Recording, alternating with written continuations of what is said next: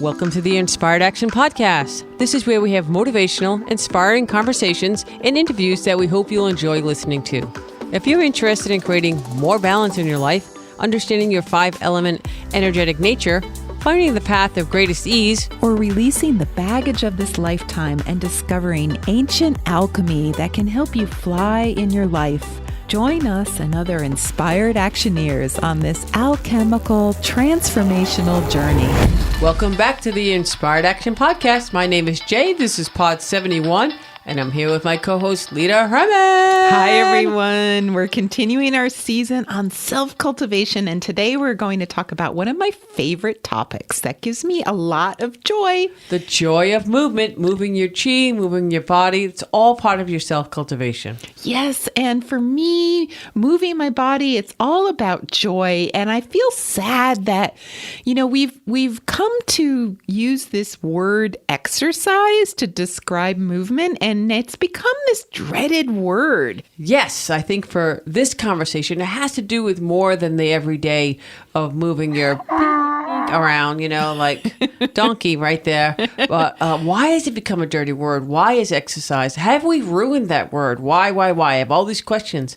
I have people all the time that say, I have to go to the gym. I have to go exercise. I have to work out. And that's a forced thing. And a forced thing is never a joyful thing. I think the operative word here is, air quotes here, have. When people I saw them. have She's to go. doing it. Yeah, I did it. She's doing it. I did the air quotes. When people have to go work out. It's a chore. It's not fun. Yeah, where's the fun in having to do those things? It is like a chore. So how do we get around that? Let's look at why people want to work out in the first place. Is it to look better, to feel better, to have more energy, to have a better social life? Those are all things we can look at. Yeah, and today we're going to talk about the Chinese medicine philosophy behind movement, or that dreaded word exercise, and how our society is taking the fun out of it. And, hopefully through this podcast, maybe we can restore a little of its value for some of our listeners out there.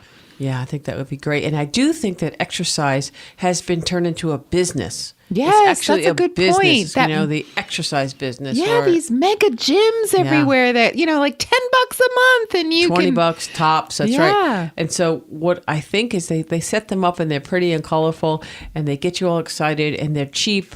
And then they just make it super easy for you to disappear. Yeah, there's no social life there. There's no, encouragement to come and join people. And, that could be part of why it doesn't work so well, except for, we talked a lot about January and February. Yes, when most gym memberships are up. And, I love the fact that people are out there and moving their bodies. And that's really great. And it's awesome. But if you're doing it, you have to love it. You have to find some joy. If you're doing it begrudgingly, then you know what? It's not going to work. It's not going to work. I think you need to shift your perspective, rethink it. Yeah, we talked about how that New Year's resolution doesn't last that long. We're coming to, it's March now. So how many of us are still doing our New Year's resolutions? So I think, I love the thought that we're going to shift the perspective here. No matter where you are on the spectrum, let's explore some ways to get you moving if you're not moving your body much.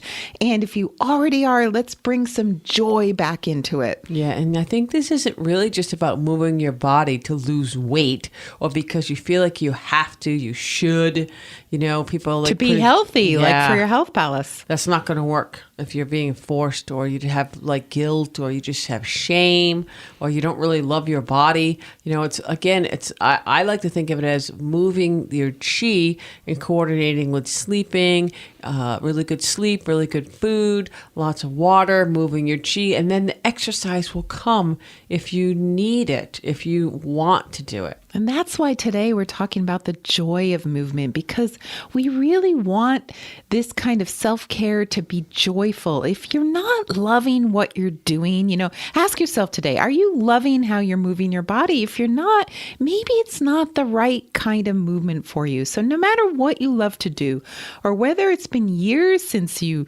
did love what you love to do, it's time to find out again, new, now, right now, what do you love to do with your body? What do you love to go out and do? Yeah, so if you like walking in the afternoon or walking after dinner or running every morning or hiking that mountain you used to climb every weekend, ping pong with your friends a couple times a week, or going to the gym. like and just not really connecting with people. Or maybe you do go to the gym and you hang out with people and you have a laugh or two and you smile and you motivate each other. But whatever it is that make you smile, laugh, or just feel good, that is very important to have in your life. Yeah. So which is currently, your sport of choice? For us, we talked in our last podcast about how we are just re-embraced ping pong. I haven't played ping pong since I was a little girl, and I am so loving it. Why? Because it's so much fun. It's a great winter choice for us here in very cold New England, and we get to laugh and socialize and move our bodies. It's a win-win-win, a triple win.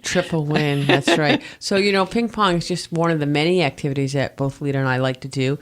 And I kind of thought that we also do our self-cultivation. So we are moving our chi through Qigong and Tai Chi. So this is like an exercise. This is like movement of body that we enjoy. I was thinking about giving a little bit of a list. What do you think? Sure. Sounds good. Okay. So I like the inspire to perspire. So I like to move to get a little sweat going. It's a great combination. So currently, as of 2020, right now, which this list changes all the time, and this is in no particular order, daily Kundalini yoga, stretching, Tai Chi, walking the dog, running, spinning, the stair monster, the elliptical machine if possible. When the spring comes, I'll be gardening, paddleboard in the summer. I could go on and on and on. But those are some of the things that I'm really into, that I like to keep moving. And of course, let's not forget ping pong, right? Yes. And for me, I'd like to add to that list dancing, hiking in nature, walking on the beach and swimming. Those are just, I love all that list that you have, Jay. I would just add some of my fire things. Like your list is a little bit wood oriented, and both wood and fire, just so you all know out there, like to do a lot of different things. So if you're earth or water or metal, you might have a shorter list. Yeah, that was a pretty long list. And we're going to talk about how the exercises and movements work with the 5 elements in a few minutes. But I really feel that any kind of movement that brings you joy is a positive thing. And that will lead you to other activities that will bring you even more joy. Yes. And let's also talk a little bit about occasionally, or maybe many people are overdoing some of these activities. Which happens sometimes. Wah, wah, wah. Yes. And it's the over excessive. Yes. And today we're going to talk about that, especially if you're doing your old favorite activity for a really long time. You might be getting bored with it. Or let's say you could be out of a habit. Just I do this. I have to go for my morning walk. Or, you used to do it a lot and now you're trying to start it up again. And if you do that really suddenly, that might cause some pain in your body, some overuse of specific muscles in your body, and then your body gets taxed. So we're going to talk about taxation of different muscle groups in today's podcast. Wait, before you go any further. We forgot to let people know what's going on in the Inspired Action podcast world. Okay, yes. So why don't we take a little, let's do that right now. We'll take our little break. We'll try to do it in under a minute. How's that? Our news info session. So in our last podcast, we announced that we launched a new alchemy class for Chinese medicine practitioners. That's called Intro to Alchemy. And it's also for other alternative healers. That's really cool if you want to check that out. We'll put we'll put all of this in the show notes or on the website. Yes, and if someone's not a Chinese medicine practitioner, you can take the class. It's just really geared towards practitioners. And we're going to have another class eventually that's about self-cultivation and alchemy. Yeah, so I think that the class is there. Plus, we're also working on several other courses that listeners can enjoy. We also have the 5 elements coming out, one on the 9 palaces. We just did a short class on releasing chaotic energy, which is doing really well. Yeah, I bet a lot of people that are listening might be interested in that class because we've talked about chaotic energy before in the podcast. So if you feel like you're really chaotic inside, that's a class that is really for everyone, and it will teach you how to release your own chaotic energy. Yeah, and those around you as well, which is sometimes just as important. Yeah, your loved ones, for sure. And you can also do it on your pets. Yes. Sometimes they get a little cranky. And we have pets. a section on that. So it's also, if you're new to the podcast, we have an app with many of our meditations, which you can access in the Inspired Action app. That's what we called it. How clever, right? Yes. Not clever. Not clever. But it's called the Inspired Action app. It's on iTunes and Google Play.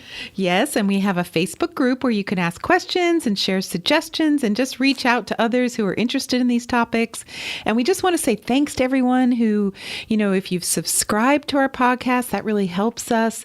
And if you've written any reviews, thank you so much. And if you have a second or two, just a couple words like love it, like it, keep it up. Yeah, even something that short really helps the podcast, because the more reviews we get, especially in the iTunes Apple Store, the more reviews we get, the more people find our podcast. Yeah, and that brings us joy, and we spread the joy. And speaking of joy, let's go back to the joy of movement. Yes, and it's one thing to tell people you've got to just get out there and move your body, and that's great. But the truth is, so many people make their New Year's resolutions to move their bodies, and like we said, at the end of February, beginning of March, all of this interest starts to wane. And so why does that happen over and over again? You make this commitment, I'm going to get in shape. And then, after a little while, you get bored. So there's no joy in it. If you're doing it for the wrong reasons, then you haven't found that thing you love to do. So in Chinese medicine, we firmly believe exercise, before we talk about anything else, number one, should be enjoyable and voluntary. Oh, yeah. If it's involuntary, we're back to that guilt and shame and not joyful. So if you're not waking up and excited about what you're going to do that day, whether it's, Qigong, Tai Chi, dancing, running, all the different things. And I don't want to include the self-cultivation, because hopefully you're going to do that every day anyways. But those are voluntary. You have to, create new habits. And in the beginning, you might need to give yourself a little tiny kick in the pants, but you should be excited to get out of bed and do this movement. And once you get there, you should feel joy. And I do think accountability is huge here, Lita. If you can find some friends or family members to help you get involved, it helps that giant little hump that beginning hump to get over it much more easier. Yeah, I think there's this tension between, forcing yourself to do something in the very beginning because you're trying to undo a lot of bad habits that you have. So if you force yourself to kind of move your body, maybe there doesn't feel like there's a lot of joy in it in the beginning, but at least you should feel excited about the prospects of, creating these new habits. Yeah. And then give yourself a little time. It is true in the beginning. Sometimes it's hard to, put that extra effort in and, make a new habit. But we just want to make sure, even in those cases, if you are giving yourself that little kick in the pants, as Jay said, that you're doing that because you really enjoy this particular thing that you're doing. And also be kind to yourself. Don't be mean to yourself. The kick in the pants is a gentle nudge. Mm-hmm. I was the queen of forcing myself to exercise and do things I hated for years. So I guess I'm like a reformed exercise hater, even though it was such a part of my life. I was an athlete. I grew up thinking I had to go to the gym. I had to work out.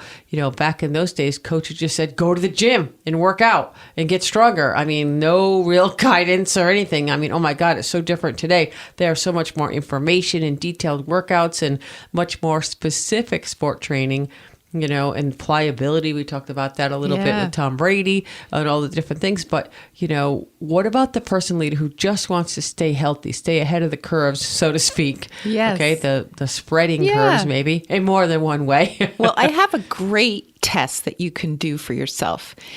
Here's the question.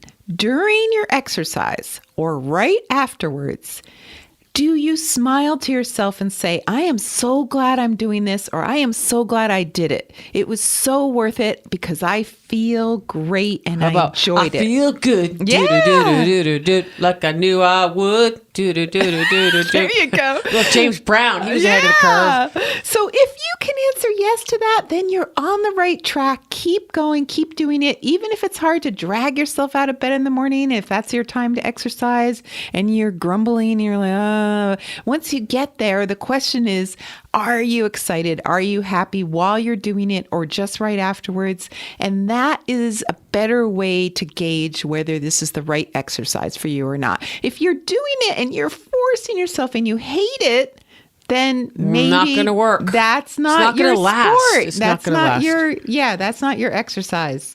If you were more on the end of forcing yourself to do things that weren't enjoyable, and that was me as well. And I'm not doing that anymore. Yeah. I've shifted my paradigm, my experience, my belief in that. So it can be done. I'm living proof. Yeah. Now, I was also on the end of not wanting to do it because I didn't think I had the time, so there's that too. And being a healer, I gained a lot of weight, and doing nothing for my health palace wasn't helping it. So I started to realize I had to shift my attitude, because unless I was selfish enough to put myself first, I wasn't going to be able to help heal others. Yeah. So with everything, we're talking about balance, inspiration. You need to find what's inspiring for you. And for me, I had injuries. I lost interest in the struggle. I gained weight. I stopped doing the things that I loved to do before. Does that sound familiar? Mm-hmm. Okay, I hear it all the time. I started to do more sedentary activities, go outside less, eat not so healthy, because I guess it kind of getting a little bit lazy there, right? This lasted about 10 years. And then I had this shift. I had this epiphany. I just woke up one day. I knew I needed to make changes. Again, sound familiar? Yes. We all have this moment. I had to reinvent my whole healthy lifestyle. I had to find the balance that worked for me. Remember, we talked about balance. Yes, it's all about balance in Chinese medicine. And I think time is what comes up a lot as well. I don't have time. I don't have time. I don't have time. If I had time. If I had time. But yeah, so balance. Yes. And in fact, this topic is so interesting because many people may not know that there are different exercises to help heal different parts of your body. So there are certain kinds of over-exercising as well that can harm certain parts of the body. I think this is going to be fascinating for everyone. So let's just keep that going. Don't even stop. Yes. Okay. So the first thing we want to talk about is the good aspects. How can you use exercise to keep your body really healthy, or to heal your body if you feel like you've been unwell? So let's say you go to the doctor and you find out you have a lung condition. Well, let's not get into why or how you got it. I mean, that's in the past. That's water under the bridge. But here it is. You have this lung weakness. So you've got this lung thing, and you really want to move your body, your chi, you want to be healthy. So, you need those lungs to work. Yes, I would think that's a requirement for all animals and creatures on the planet, humans included. You need to have the lungs to work, to breathe. Yes, they're very important. And so now, what exercise would you choose? Are you asking me specifically, Lita? Yes. I guess drum roll, please. You tell us. All right, I don't need a drum roll. I know a couple, but I don't really need a drum roll. But okay, the answer. Well, now I'm going to give you one. Okay, all right. So the answer is anything that's done in a horizontal plane. So what do I mean by that? It's like swimming. That's a good one. A horizontal plane, or any exercise where you're lying down. So so any exercise you do in a horizontal plane will help the lungs. Well, is there any yoga? Yes. I think what came to mind was the corpse pose. Yes. Just lay down. That's like my favorite yoga pose. Mine too. That's always been my favorite yoga pose. Okay, well, I'm not really talking about the corpse pose. That has like no movement. Because there's no movement, but honestly. I guess that's why they called it the corpse pose. Yes. That's like a big clue there. Is there any other lying down qigong movements or anything? That's almost like the precursor to sleeping, right? Yes, okay. Yes. But so if it was more than corpse yes, pose. In addition to swimming, which is, the obvious activity that's done in the horizontal plane, there are qigong moves and what we call Tao Yin exercises that are done lying down. And, we recently learned one called the gecko, which I thought we could talk about here, Jake, because it's really cool. I love geckos. They're cute. They're cuddly. There's one on TV that's very funny.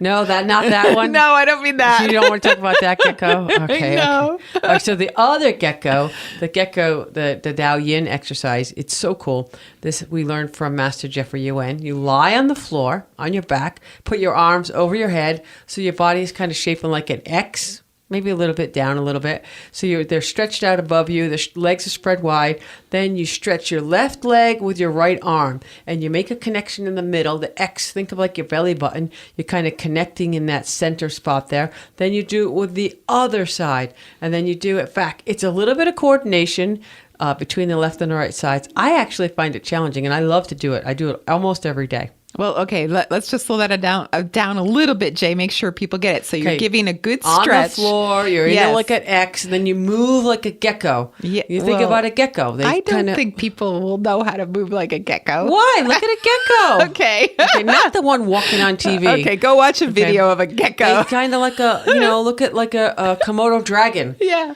Okay, one moves left, Yeah. they move one, they move the opposite. And think about the belly button as the center of the X. I think that's the way you could describe it. It's called the gecko. It's not called the X. All right. You're moving the opposite leg and arm at the Yes. same time, and you're stretching away from the center. So you're stretching your arm up and the opposite leg down.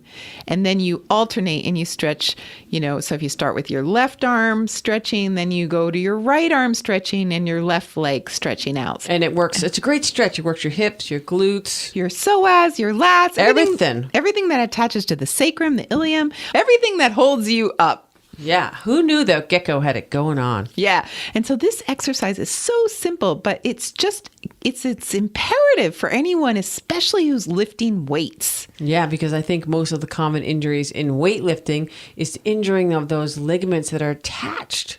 So the little gecko had it going on. Yeah. And apparently people who invented it a very long time ago knew. Who knew, right? And so this is just one of the exercises that are called Daoyin exercises that are done lying down. And so technically they'll be beneficial for your lungs. And if you're metal, the metal element is also associated with the lungs in general. So these horizontal plane exercises would be great for you. So channel your inner gecko and strengthen those lungs. All right, that's fantastic. I love that one. Let's do another one. Okay, so why don't you ask me about a challenge and I will give you an Ooh, exercise. I love challenges. Okay, so I got to up the gecko. Yes. All right, how about digestive challenges? People all the time, stomachs. Okay. So for digestive challenges, sitting or squatting exercises, again, everything in moderation. You can't overdo this. There are some people who do meditation excessively. Right, so don't start the day with like 100 squats. Right. On the first day. Right. So a lot of yoga exercises are done sitting. And so long as it's not overdone all day long, these exercises can be very beneficial to your digestive system. Do not say Leader and Jay said I had to go do 100 squats on the first day. Yeah. Okay. And Because specifically, you'll have more than digestive problems. definitely. You won't be able to walk to the bathroom. You have to crawl to the bathroom. So, but what we're working on here is your spleen and pancreas, and especially it's good for people who are earth. Did you say the spleen? Yes. Oh, that explains it Yes. very nicely to me. I'm glad I could explain it for Maybe you. that's why so many earth friends love yoga. I've noticed that yoga is particularly popular with all my earth friends, and they like to get connected to the ground, I Yeah. think. Totally. They like to sit on their ponchos and use it as a mat. No, I'm Oh my joking. God, I'm they're joking. gonna get so mad at you. Okay, I know. No poncho. Joking. Okay. How about if you need some strengthening? So if you have muscle weakness or you keep getting injuries in the muscles. Okay, so my first thought on that is the liver. If you want to improve your liver health overall, and the reason people might not know why the liver. If you know Chinese medicine, you know why the liver, because the liver is in charge of the muscles and we call them the sinews. So you should add some walking or running into your exercise regime. So I shouldn't say regime. That sounds like forced. Yeah. Okay. Into your mix of wonderful, joyful movement. Yes. It's your joyful mix of movement. Yes. So now again, we don't want you to do excess. So it's a moderate amount. Don't start to take on an ultra race right away. Even with that sport, you'll have to balance it with some other movements like swimming or sitting yoga. Otherwise, it'll be too much of one thing. But yes, we all need to walk or run some of the time. And Tai Chi is also a great thing for the liver and the muscles, and it also tonifies your chi in general. That sounds like fantastic. I mean, I love that whole joy of movement and move. That's a good one. That was a really good one. And that might be why you, Jay, love Tai Chi, because you're wood. So wood people love to move their bodies in the walking and running plane. So if you have wood in the top three, think about Tai Chi, Qigong, that kind of movement. Actually, anywhere on your stack up, but I'm just saying.